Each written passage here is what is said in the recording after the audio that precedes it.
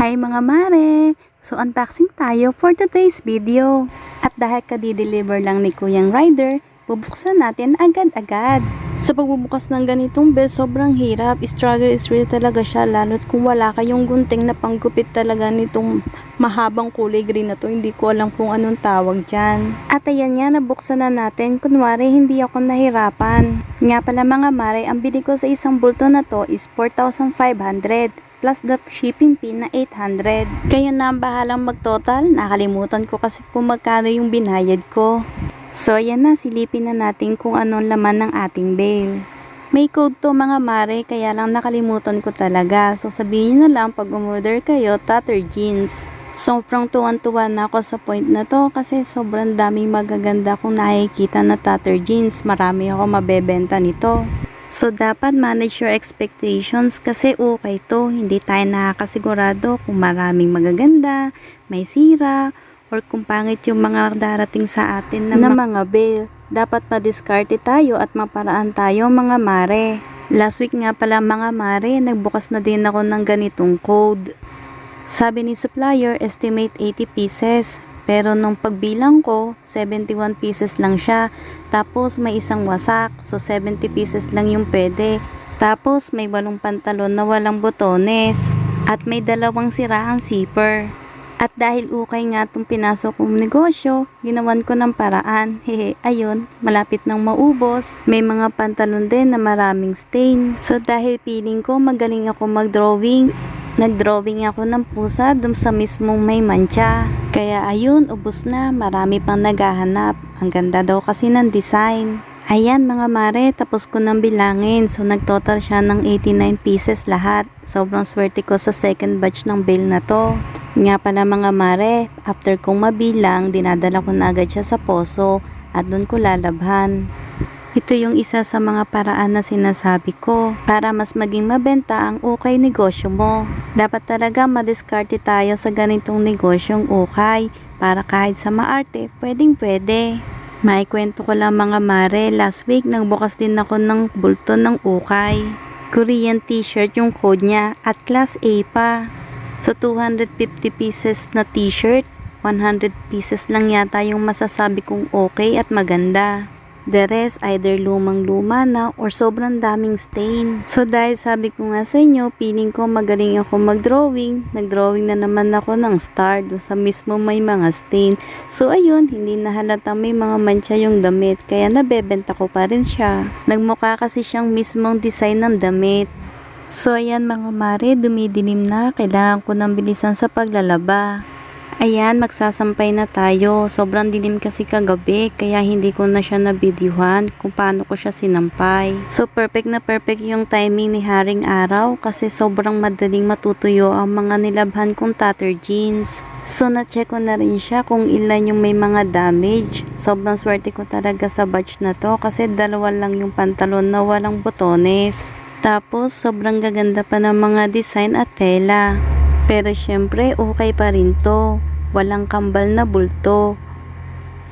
Inaayos ko na lang yung pagkakasampay ng aking mga Tatter Jeans para mas madali siyang matuyo. Nga pala mga mare, open din ako for reseller. Half bale, quarter bale, whole bale, or kahit pansimulang negosyo, 10 pieces, pwede din yun. Nagsimula din ako sa pa-half bale hanggang sa okay na yung negosyo ko. Oo mga mare, totoo ang mga sinasabi nila. May pera talaga sa ukay, samahan mo lang ng diskarte at sobrang daming paraan. At syempre maraming sipag. Sobrang napapadami na ang kwento ko. Hahayaan ko na muna itong mga sinampay ko. Babalikan ko sila after 3 hours. 2,000 years later.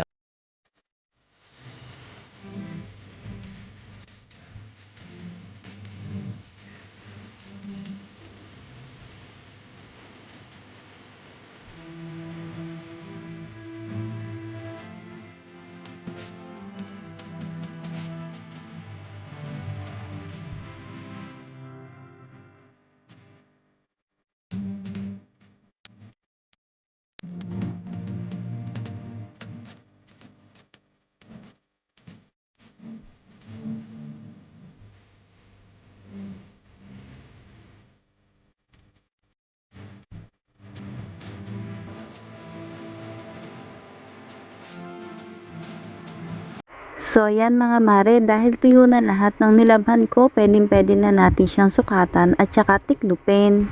Gumagamit ako ng medida para sukatin or kunin yung size ng kada isang pantalon.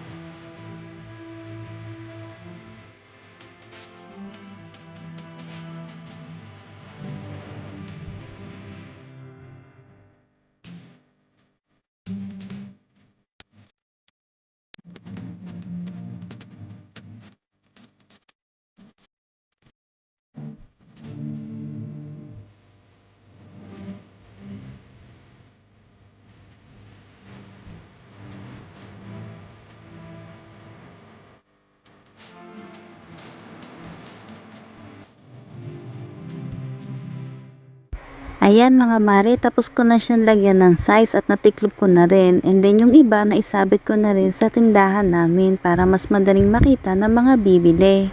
O diba, okay na okay talaga ang ukay business. Basta samahan mo ng sipag, tiyaga, tsaka madiskarte at maraming dasal. Anyway, ito nga pala yung tindahan namin para sa mga suki naming walk-in buyers. Meron din kaming page para sa mga online suki. Ilalagay ko na lang sa description box kung ano yung page namin. Yun lamang po at maraming salamat sa panonood. Huwag niyo din kakalimutan mag-like at saka mag-subscribe. Mag-comment na din kayo kung interesado kayo sa okay business. Nagre-reply ako. Thank you!